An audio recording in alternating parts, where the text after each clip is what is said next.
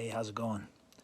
This video is made for the UVU Tech1010 class assignment that's titled Space Shuttle Challenger, the interactive assignment.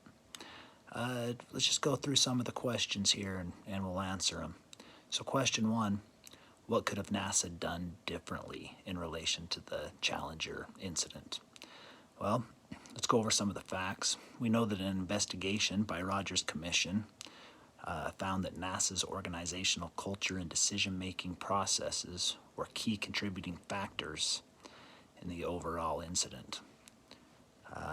Well, that being said, with the investigation that Ronald Reagan had asked for and had put on, managers and supervisors had known that the O-ring was flawed, and warnings were given about how cold temperature could and most likely would cause the O-rings to fail.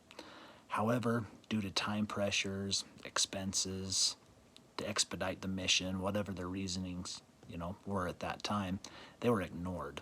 Those warnings were ignored.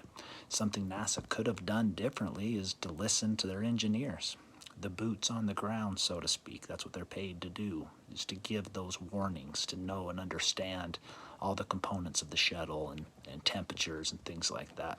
They ignored, they violated their own rules. So that's something they could have done differently, something that I'm sure NASA has remedied and has dialed in pretty good now.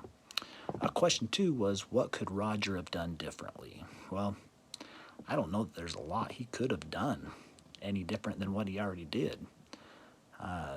He spoke up. He voiced his opinion. He was a whistleblower. He did his job.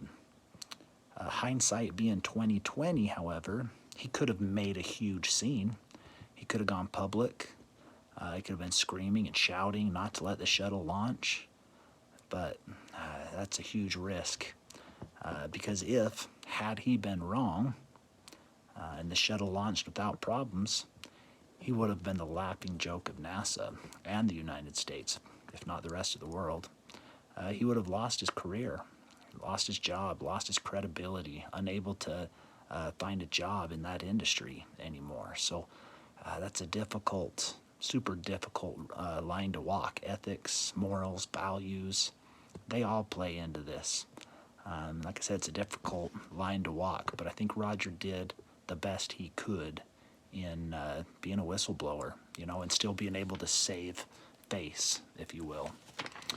The last question, which is, what do I see as the future engineering professional responsibilities in relationship to both being loyal to management and protecting the public welfare? Well, I'd answer that question with the question, what's most important, people or ethics? I personally believe ethics is the most important. When you put ethics first, well, the people fall right in line where they're supposed to. Ethics needs to be made the priority. And if ethics is the priority, well then, being loyal to management and keeping the public welfare in line, well, that's all falls right in with ethics. So I think that's the priority. I think that's how you keep that relationship where it needs to be. So anyway, that's my video. Thanks for watching, and bye-bye.